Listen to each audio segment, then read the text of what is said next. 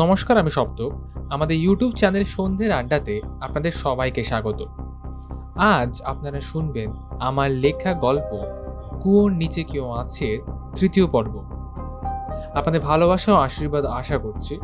আমাদের গল্পটি পছন্দ হলে আমাদের চ্যানেলটিকে সাবস্ক্রাইব করে শেয়ার করবেন। শুরু হচ্ছে কুয়োর নিচে কেউ আছে। স্কুল ছুটি হয়েছে বেশ কিছুক্ষণ হলো। মাঠে আর তেমন কেউ নেই। দু একটা ছোট ক্লাসের ছেলে খেলাধুলো করছে, তবে সেদিকে, এদিকটায় নয়। পুরনো স্কুলের দালানটা ছায়াটা লম্বা হয়ে পড়েছে মাঠের ঠিক মধ্যিখানে। কুটুস গোলপোস্টের পাশে বসে আছে চুপটি করে। মাটিতে কি যেন একটা গোল গোল করে আঁকছে কাঠি দিয়ে। বাবাই হঠাৎ এসে দাঁড়ালো সামনে। সে বলল, তুই কেন দেখেছিলিস রে? ভৈরব একটু দূরে দাঁড়িয়ে চারিদিকটা দেখছিল ভালো করে।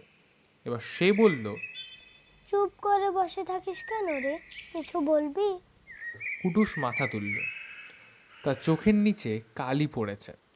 সে নিচু গলায় বলল, মা সকালে বলছিল দিদিকে চিঠি লিখেছে, এত কিছু হচ্ছে, দিদিকে জানানো দরকার। আচ্ছা শোন, আমার মনে হচ্ছে ওরা একজনকেই রাখে। বাবাই বুড়ো কুচকালো। সে একটু রেগে গিয়ে বলল, তুই আবার শুরু করলি? ভৈরব চুপ করে দাঁড়িয়ে রইল। সে কিছু বলছিল না। কুটুস এবার কাঠিটা ভেঙে ফেলল হাতে। সে একটু রেগে বলল, শুভ বেঁচে আছে, কিন্তু কিছু জ্ঞান নেই। স্যার খুঁজছিলেন, মারা গেলেন। তান্ত্রিক এলো, সেও গেল। এবার তিতিরও নেই। হঠাৎ একটু জোরে হাওয়া বইতে আরম্ভ করেছে। বাবাই বিরক্ত হয়ে বলল, মানে তুই বলতে চাচ্ছিস কি? কুটুস তাকালো পুরনো স্কুলটির দিকে।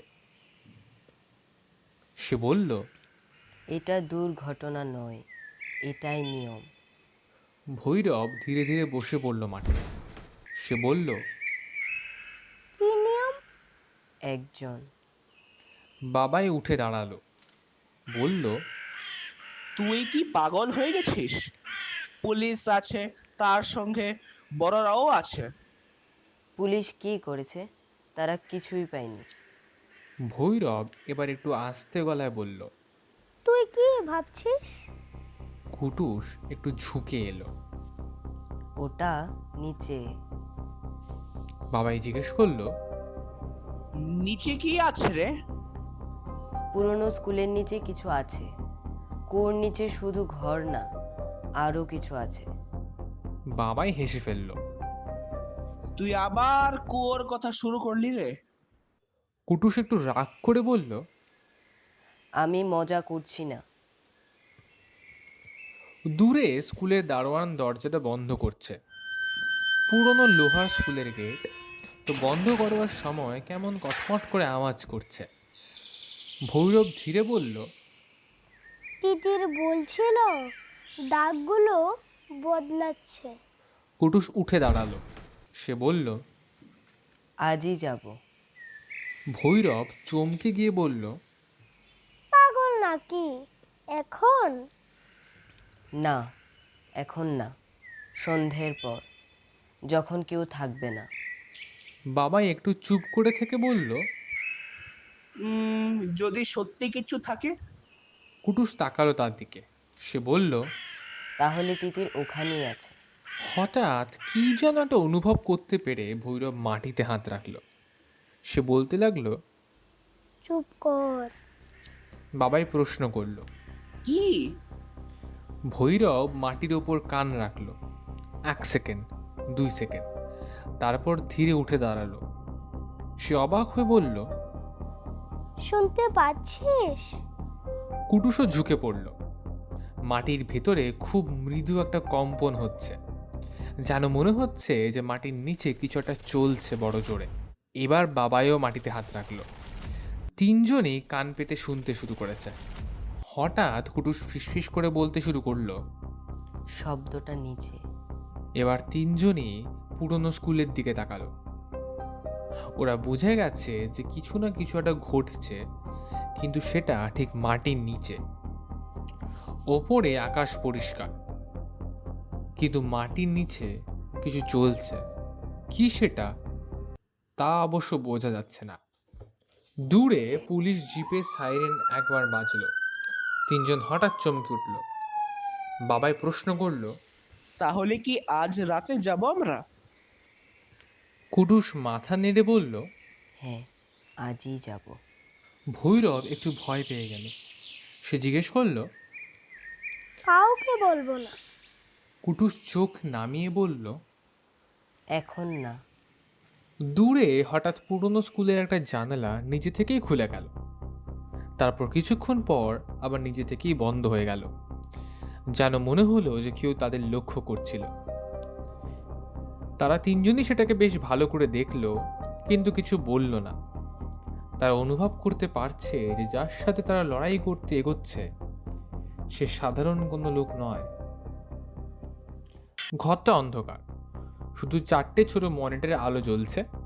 একটাতে পুরনো স্কুল ভবনের করিডোর দেখা দিচ্ছে, একটাতে কুয়োর মুখ, একটাতে মাঠ, আর একটাতে 3টে ছেলে মাটিতে কান লাগিয়ে বসে আছে। ছায়ামূর্তি মনিটরের দিকে তাকিয়ে আছেন। স্ক্রিনের আলো তার চশমায় পড়ছে, কিন্তু তার চোখে কোনো আবেগ ধরা পড়ছে না, যেন মনে হচ্ছে সে বেশ ভালো করে পর্যবেক্ষণ করছে তাদের। সে স্ক্রিনটা একটু জুম করলো। কুটুসের মুখটাকে সে ভালো করে লক্ষ্য করছে। তার ঠোঁটের কোণে একটু হালকা হাসি ফুটলো মনে হচ্ছে। সে একটা সুইচ টিপল। নিচের কোথাও একটু মৃদু কম্পন বাড়তে শুরু করেছে, যেন মনে হচ্ছে সে ইচ্ছে করেই কম্পনটা বাড়িয়ে দিয়েছে তাদের জন্য। মনিটরের পাশে একটা টেবিলে নোটবুক খোলা, সেখানে লেখা আছে ফেজ শিফট স্টেবল। সে চোখ বন্ধ করল, তারপর ধীরে বলল, এলো এলো এলো। স্ক্রিনে 3টে ছেলেকে দেখা যাচ্ছে এখনো দাঁড়িয়ে আছে। ছায়ামূর্তি ঘুরে দাঁড়ালো, পেছনের দরজা দিয়ে অন্ধকারে ঢুকে গেছে, যেন মনে হচ্ছে সে কোনো কিছুর জন্য একটা প্রস্তুতি নিচ্ছে। মাথার ভেতরটা হঠাৎ ভারী লাগছে শুরু করেছে, কেমন যেন একটা টিপ টিপ করছে। তিতির সেখানে শুয়েছিল। ধীরে ধীরে তার চোখ খুলল। কিছুক্ষণ সে বুঝতেই পারল না যে সে কোথায় আছে। ছাদের দিকে তাকিয়ে রইল।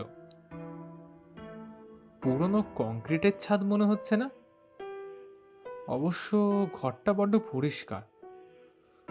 দুপাশে হালকা লাল আলো রয়েছে, আর একটা টেবিল, হ্যাঁ একটা টেবিল, তার পাশে একটা লোহার চেয়ার। আবার দেয়ালে এগুলো কি? বড্ড অদ্ভুত যন্ত্র বসানো মনে হচ্ছে। সে উঠে বসতে গেল, কিন্তু মাথাটা তার এখনো ঘুরছে। সে আস্তে আস্তে বলছে, আমি কোথায় আছি এখন? কোনো উত্তর নেই। তাও সে ধীরে পা নামালো মাটিতে। একেবারে ঠান্ডা মাটি। সে ধীরে ধীরে দরজার দিকে এগোলো। কাছে গিয়ে দেখলো দরজাটা আধ খোলা। সে বাইরে তাকালো। বাইরে একটা সরু করিডোর দেখা যাচ্ছে, আর করিডোরের শেষ প্রান্তে একটি মৃদু আলো জ্বলছে। সে ধীরে ধীরে সেদিকে হাঁটতে শুরু করলো। তার পায়ের শব্দে করিডোর যেন প্রতিধ্বনি হচ্ছে। সে আস্তে করে ডাকলো, কেউ আছেন এখানে? কোনো উত্তর নেই। সে একটি ঘরের সামনে দাঁড়ালো। ভেতরে তাকিয়ে দেখলো পুরনো কম্পিউটার, অদ্ভুত গোলাকার ডিভাইস, অনেক তার, ব্যাটারি, আরো অনেক কিছু। হঠাৎ পেছন থেকে একটা শান্ত গলা ভেসে এলো, তুমি জেগে গেছো? ভালো। তিতির থমকে গেল। সে ঘুরে তাকাতেই দেখলো অন্ধকারে একজন দাঁড়িয়ে আছে। মুখ দেখা যাচ্ছে না, আর অদ্ভুত ছায়া। তিতির একটু কাপা গলায় জিজ্ঞেস করলো। শুভ, আগন্তুক কিছুক্ষণ চুপ করে রইলেন। তারপর তিনি বললেন, তুমি জেগে গেছো? তিতির বলল। আমি কোথায় আছি এখন? তিনি বললেন, তুমি এখন ক্লান্ত, বিশ্রাম নাও, বিশ্রাম নাও। সে থেমে গেল। কি করে এলো তিতির এখানে তা ঠিক মনে পড়ছে না। ছায়ামূর্তি একটু এগোলো, কিন্তু আলো এলো না। তিতির একটু রেগে গিয়ে জিজ্ঞেস করলো। আমি আপনাকে চিনি না, আমি এক্ষুনি বাড়ি যাব। কিছুক্ষণ নীরবতা, তারপর সামনে থেকে উত্তর ভেসে এলো। ভয় পেও না, ভয় পেও না, ভয় পাওয়ার কি আছে? তিতির বুঝতে পারছে না যে সে কি করে এখানে এসছে। কিছুই তার মনে পড়ছে না। সে চারিদিকে তাকালো ভালো করে। সে এবার জিজ্ঞেস করলো। তাহলে আমি যেতে পারি? কিছুক্ষণ নীরবতা, তারপর খুব শান্ত গলা ভেসে এলো। তুমি নিজেই এসেছিলে। তিতির গলা একটু কঠিন করে বলল। আমি এক্ষুনি বাড়ি যাব। আগন্তুক বললেন, তুমি ক্লান্ত, আগে বসো, সময় হলে যাবে। তিতির এবার একটু ভয় পেয়ে গেল। সে একটু কাঁপা গলায় বলল, শুভ কোথায়? আপনি ওর সাথে কি করেছেন? শুভ নিজের জায়গায় আছে। হঠাৎ দেয়ালের একটা যন্ত্র হালকা শব্দ করতে শুরু করেছে। আপনি আমাদের আগে থেকে চিনতেন, তাই না? আগন্তুক বলল, তুমি অনেক প্রশ্ন করো, সব উত্তর পাবে, কিন্তু এখন নয়। তিতির শুধু তার ছায়া দেখতে পাচ্ছে, যথেষ্ট লম্বা, তবে একটু পাতলা শরীর, কিন্তু এখনো তার মুখটা ঠিক পরিষ্কার করে বোঝা যাচ্ছে না। হঠাৎ তার বুকটা ধড়ফড় করতে শুরু করেছে। কেমন যেন একটা ভয় লাগছে তার মনে।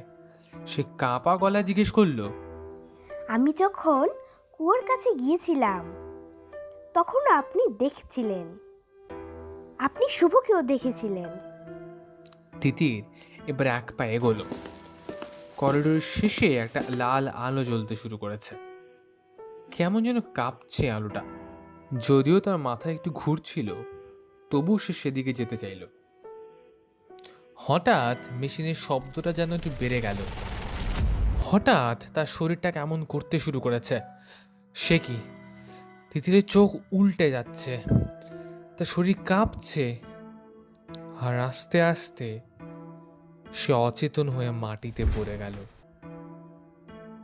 মেশিনের শব্দ একটু কমলো এবার। ছায়ামূর্তি নিচু হয়ে তিতিরের দিকে তাকাচ্ছিলেন। তিনি বুঝে গেছিলেন যে তিতিরের শরীর ক্লান্ত হয়ে উঠেছে। তারপর সে উপরে মনিটরের দিকে তাকালো।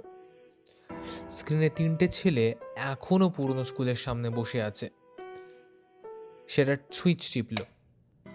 উপরে কোথাও লোহার গেটের একটা শব্দ হচ্ছে। তার ঠোঁটে আবার সেই হালকা হাসি। তিনি মনে মনে বলছেন, প্রথম স্তর সম্পূর্ণ। সন্ধে নামার আগেই এখন গ্রামটা অদ্ভুতভাবে চুপ হয়ে যায়। বিকেল 4টের পর থেকেই দোকানপাট বন্ধ হতে শুরু করে। চায়ের দোকানে বেঞ্চগুলো খালি হয়ে পড়ে থাকে। মাঠে আর কোনো বাচ্চাই ফুটবল খেলতে চায় না। দূরে হঠাৎ একটা পুলিশের জিপ ঢুকলো গ্রামের ভেতরে। জিপের ছাদে বাঁধা লাউডস্পিকার থেকে যেন ভেসে আসছে একটা কড়া গলা। সকল গ্রামবাসীর উদ্দেশ্যে ঘোষণা করা হচ্ছে, সন্ধ্যার পর অকারণে কেউ বাড়ির বাইরে থাকবেন না। প্রয়োজনে থানায় যোগাযোগ করুন, নিজেদের নিরাপদ রাখুন। জিপটি আস্তে আস্তে ধীরে রাস্তা পেরিয়ে চলে গেল। ঘোষণার শব্দ মিলিয়ে যেতেই আবার সেই ভারী নীরবতা পুরো গ্রাম জুড়েই নেমে এলো। মহেন্দ্র বিদ্যাপীঠের গেটের সামনে দাঁড়িয়ে আছে বাবাই আর ভৈরব। দুজনেই গেটের কাছে দাঁড়িয়ে আছে। আশেপাশেও আর কেউ ছিল না।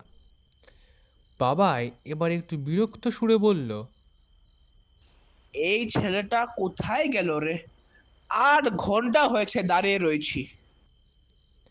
ভৈরব বলল, কাল রাতেও ঠিক মতো ঘুমোয়নি মনে হয়।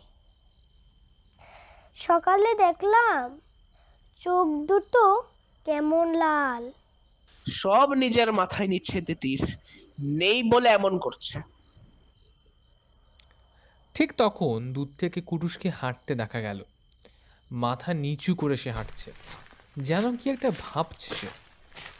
বাবা এগিয়ে গিয়ে জিজ্ঞেস করলো, এই, কোথায় ছিলি এতক্ষণ? কুটুস একটু চমকে গিয়ে বলল, বাড়িতেই ছিলাম, একটু কাজ ছিল। বাবাই বলল, মিথ্যে বলিস না কিন্তু, তোর মুখটা সব বলে দিচ্ছে। ভৈরব দুইজনকে থামিয়ে দিয়ে এবার জিজ্ঞেস করলো, তুই ঠিক আছিস তো? কুটুস কেমন যেন একটু জোর করেই হেসে বলল, হ্যাঁ রে, ঠিক আছে। কিন্তু গলায় স্পষ্ট বোঝা গেল যে সে আস্তে আস্তে ক্লান্ত হয়ে পড়ছে। ঠিক তখন দুজন কনস্টেবল স্কুলের পাশে রাস্তা দিয়ে হাঁটতে হাঁটতে যাচ্ছিল এবং সেই পুরনো ভবনের দিকে তাকিয়ে তারা একজন আরেকজনকে বলছিলেন, জায়গাটা ভালো লাগছে না একদম। আরেকজন সিগারেট ধরাতে ধরাতে বললেন,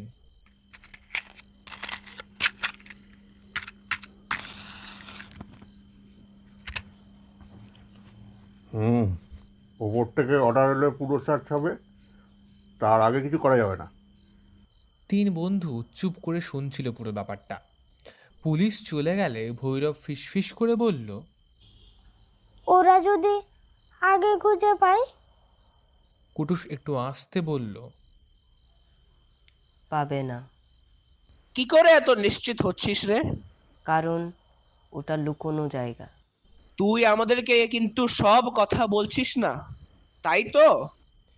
ভৈরব হঠাৎ তাড়াতাড়ি বলল, চুপ, আস্তে কথা বল। কিন্তু বাবাই থামল না।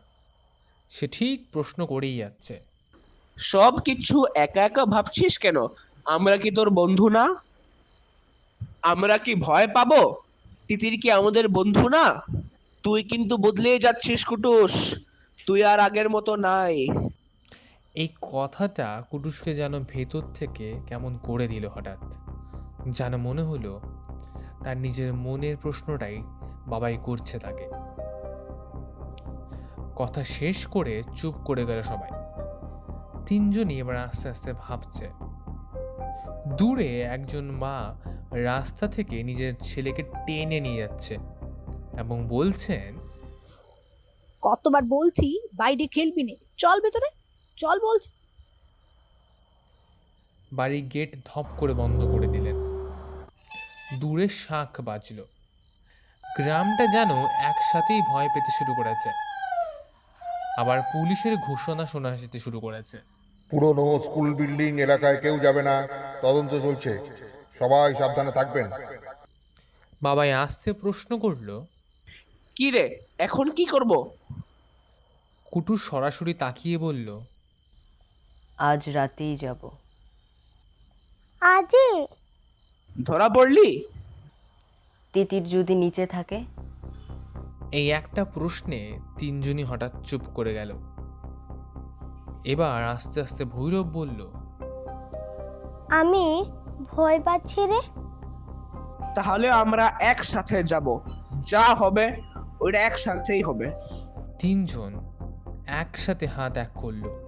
ঠিক তখন পুরনো ভবনের 1 সেকেন্ডের জন্য যেন হালকা আলো জ্বলে উঠল, তারপর হঠাৎ নিভে গেল। রাত এখনো পুরো নামেনি। আকাশে আধখানা চাঁদ এখনো ঝুলছে। গ্রামের বেশিরভাগ বাড়ির আলো নিভে গেছে।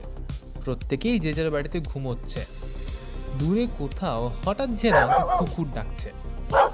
মহেন্দ্র বিদ্যাপীঠের সামনে রাস্তাটা পুরো ফাঁকা। কুটুস, বাবাই আর ভৈরব গেটের সামনে দাঁড়িয়ে রয়েছে। যেন মনে হচ্ছে শেষ যুদ্ধের আগে তারা প্রস্তুতি নিচ্ছে। দূরে হঠাৎ আবার পুলিশের জিপ ধীরে ধীরে যাচ্ছে হেডলাইট একবার স্কুলের দেয়ালে পড়ে আবার সরে গেল। বাবাই আস্তে করে প্রশ্ন করলো, এখন ঢুকবো কি? আমার ভালো লাগছে না রে, যদি ধরা পড়ি। এখন ভয় পেয়ে চলবে নাকি? তিতির এখন কোথায় আছে কে জানে। কথাটা শুনেই তিনজনই চুপ হয়ে গেল। তিনজনই আস্তে করে লোহার গেটটা ঠেলে ঢুকলো। কেউ কোনো কথা বলছে না। কয়েক সেকেন্ড শুধু ভাবলো তারা, তারপর ধীরে ধীরে এগোতে শুরু করেছে। স্কুলের নতুন বিল্ডিংটা অন্ধকারে দাঁড়িয়ে আছে, যেন কিছুই হয়নি এখনো। জানালাগুলো কালো, ভাঙা দেওয়াল, যেন মনে হচ্ছে অন্ধকার গিলে খাবে তাদের। ভৈরব আসতে প্রশ্ন করলো, পুলিশ আজ এখানে সার্চ করেছিল না? ওরা যদি কিছু পেয়ে যেত তাহলে একটু ভালো হতো। তারা ধীরে ধীরে কুয়োর সামনে পৌঁছলো। হঠাৎ ভৈরব হাত তুলে থামালো তাদের। সে বলল, না, এটা খুলবো না। কেন? মনে নেই? খুললে শব্দ হয়, সেই কড়কড় আওয়াজ। পুলিশ শুনে ফেললে? তিনজনেই ভাবতে লাগলো। হঠাৎ দূরে আবার কুকুর ডাকতে শুরু করেছে। বাবাই বলল, তাহলে? হঠাৎ তাদের মনে পড়ল যেখানে তারা শুভর চটি পেয়েছিল সেখানে আরেকটি দরজা আছে। তার মানে এইটে যে ওখানে দ্বারাও তারা ভেতরে ঢুকতে পারবে। তারা সেদিকে যেতে থাকলো। এক মুহূর্তে তিনজনের শরীর যেন ঠান্ডা হয়ে গেল। পুরনো করিডোরের ভেতর দিয়ে আবার তারা হাঁটতে শুরু করেছে। এখন তারা ঠিক ওই দরজার সামনে এসে দাঁড়ালো যেখান থেকে তারা শুভর চটি পেয়েছিল। দরজাটা আধ ভাঙা। পুলিশ সম্ভবত খুলে চেক করেছিল। ভেতরটা অন্ধকার। বাবাই টর্চ জ্বালালো। আলো ঢুকতেই ঘরের ধুলোগুলো দেখা যাচ্ছে। সম্পূর্ণ অন্ধকার এবং ধুলো মাখা ঘর। ভেতরে কিছুই নেই। একসাথে তিনজন ভেতরে ঢুকলো। ভেতরে অদ্ভুত নীরবতা। এতটাই নীরব মনে হচ্ছে যে নিজের শ্বাসের শব্দ নিজেরাই শুনতে পাচ্ছে তারা। টর্চের আলো দেয়ালে পড়তেই পুরনো দাগগুলোর রেখা দেখা গেল। বাবাই থমকে জিজ্ঞেস করলো, দেখ এগুলো। দেয়ালের নকশাগুলো আর আগের মতো নেই, যেন মনে হচ্ছে কেউ সেগুলোকে নতুনভাবে এঁকে দিয়ে গেছে। ভৈরব আস্তে জিজ্ঞেস করলো, আগে কি এমন ছিল? হঠাৎ ওপরের কোথাও টক করে একটা শব্দ হলো। তিনজন থমকে ঘুরে দাঁড়ালো। বাবাই একটু ভয়ে বলল, কে? কোনো উত্তর নেই, শুধু অন্ধকার। ভৈরব কাঁপা গলায় জিজ্ঞেস করলো, ফিরে যাব। কুটুস মাথা নেড়ে না জানালো। ঠিক তখন করিডোরের শেষ প্রান্তে হালকা বাতাস বইতে শুরু করেছে, যেন মনে হচ্ছে কোথাও কেউ পাখা চালিয়ে দিয়েছে। একটা দরজা অল্প নড়ে উঠল। কেমন একটা কি শব্দ করে বন্ধ হয়ে গেল। তিনজন একসাথে সেদিকে তাকালো। ওদের কেন যেন মনে হলো যে কেউ তাদের লুকিয়ে দেখছিল। তারা আস্তে আস্তে সামনে এগোতে শুরু করলো। করিডোরের শেষ প্রান্তের দরজাটা আধ খোলা। টর্চের আলো পড়তেই দেখা গেল দরজার নিচে ধুলো জমে আছে। মনে হচ্ছে অনেক বছর কেউ এই জায়গাটা ব্যবহার করেনি। তিনজনের মুখে একটা হালকা নার্ভাস হাসি ফুটে উঠল। এবার ভয় একটু কমলো মনে হচ্ছে। কুটুস গভীর শ্বাস নিয়ে দরজাটা ঠেলে দিল। দরজা খুলতেই একটা ঠান্ডা বাতাস বেরিয়ে এলো ভেতর থেকে। ঘরটা বড় নয়। ভাঙা বেঞ্চ, পুরনো আলমারি, ছেঁড়া মানচিত্র দেয়ালে ঝুলছে। মেঝেতে শুকনো পাতা ছড়িয়ে আছে। বাবাই জিজ্ঞেস করলো, পুলিশ নিশ্চয়ই দেখেছে এটা। ভৈরব বলল, তাহলে কিছু পাইনি কেন? কুটুস ধীরে ঘরের ভেতর হাঁটতে লাগলো, যেন মনে হচ্ছে যে সে সব কিছু খুব ভালো চোখে নিরীক্ষণ করছে। কুটুস কোনো উত্তর দিল না। হঠাৎ পাশের আলমারির ভেতরটা কেমন একটু নড়ে উঠলো মনে হলো। সে কি? কিছু একটা লাফিয়ে উঠলো মনে হচ্ছে। ভৈরব চিৎকার করে পিছিয়ে গেল। আ আ বাবাই টর্চ ফেলে দিল প্রায়। কালো একটা ছায়া তাদের পাশ দিয়ে ছুটে দরজা দিয়ে বেরিয়ে গেল। 1 সেকেন্ড, 2 সেকেন্ড, তারপর একটা কালো বিড়াল দরজার বাইরে দাঁড়িয়ে তাদের দিকে তাকালো, তারপর অন্ধকারে আবার মিলিয়ে গেল। ভয়ে তিনজন হাঁপাতে শুরু করেছে। বাবাই বুক চাপড়ে বলল। ধুর, হার্ট অ্যাটাক হয়ে যাচ্ছিল। ভৈরব বসে পড়ল মেঝেতে। সে বলল, আমি ভাবলাম শেষ। তিনজনই আবার নতুন করে খোঁজ করতে আরম্ভ করলো। বাবাই জিজ্ঞেস করলো, কি রে খুঁজছিস তুই? এইদিকে আয়। দেয়ালের গায়ে কাঠের একটা অংশ অন্যরকম দেখাচ্ছে। মনে হলো পুরনো রঙের ওপর নতুন করে রং লাগানো হয়েছে। কুটুস কাছে এসে হাত রাখলো। হালকা চাপ দিতেই সে বুঝতে পারলো যে ব্যাপারটা একটু ফাঁপা রয়েছে। তিনজন একে অপরের দিকে তাকালো। বাবাই বলল, ভিতরটা তো একটু ফাঁকা আছে রে। তিনজন মিলে ধাক্কা দিতেই ঘরের শব্দে দেওয়ালটা অংশটা ধীরে ধীরে সরে গেল। ধুলোর মেঘ উঠল চারিদিকে। ভেতর থেকে কেমন একটা কালো অন্ধকার দেখা যাচ্ছে। সে কি? নিচের দিকে নামার একটা সরু সিঁড়ি মনে হচ্ছে। তার ভেতর থেকে কেমন একটা বাতাস বইছে। ভৈরব বলল, এটা এটা তো কোর নিচে যাওয়ার রাস্তা। মানে আরেকটা দরজা ছিল সত্যি? কুটুস নিচের দিকে তাকালো। টর্চের আলো সিঁড়ির শেষ পর্যন্ত পৌঁছলো না। নামার আগে হঠাৎ দূরে পুলিশের জিপের শব্দ শোনা গেল। তিনজন এবার একটু তটস্থ হয়ে পড়েছে। লাউড স্পিকারে আওয়াজ ভেসে এলো পুলিশম্যানের। সতর্ক থাকুন, কেউ বাইরে বের হবেন না। শব্দটা ধীরে মিলিয়ে যেতেই ভৈরব বলল, এখন নামবো? কুটুস প্রথমে পা রাখলো সিঁড়িতে। ধুলো পড়ে একদম বোঝা যাচ্ছে না ব্যাপারটা। টর্চের আলো অন্ধকার গিলে ফেলছে যেন। তিন বন্ধু ধীরে ধীরে নামতে শুরু করেছে। আর তাদের অজান্তেই দূরে কোথাও অন্ধকারের গভীরে কেউ যেন তাদের দিকে লক্ষ্য করছিল। সিঁড়িটা খুব সরু। প্রথম কয়েক ধাপেই বোঝা গেল যে বহুদিন কেউ ব্যবহার করেনি। ধুলো জমে পাথরের রং পুরো বদলে গেছে। কুটুর সামনে, তার ঠিক পেছনে বাবাই, আর সবার শেষে ভৈরব। টর্চের আলো নিচে নামছে, কিন্তু শেষটা ঠিক দেখা যাচ্ছে না। তাদের পায়ের শব্দ প্রতিধ্বনি হয়ে ফিরে আসছে যেন।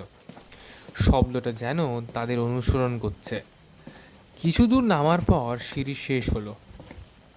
একটা লম্বা সুড়ঙ্গ দেখা যাচ্ছে। দেয়ালের পাথরের শ্যাওলা জমে আছে। বাবাই বলল, কত গভীর রে এটা। এটা তো স্কুলের মতো না, অনেক পুরানো।